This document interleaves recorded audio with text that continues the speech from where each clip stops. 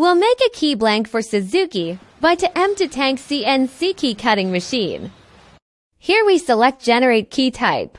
Enter Flat Key Blank.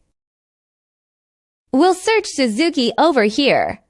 Their I-right word that means the key has right groove. Enter this option.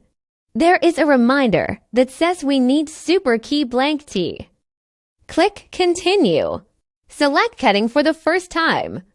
And then install the Super Key Blank on the clamp depending on the guide picture. If it's ready, click Continue.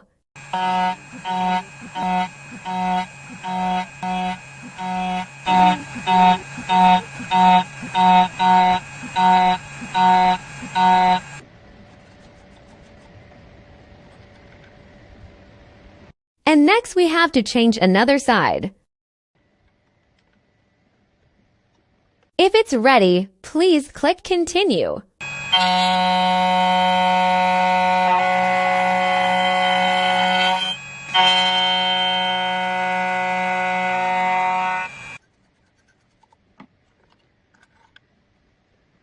It's a perfect key blank.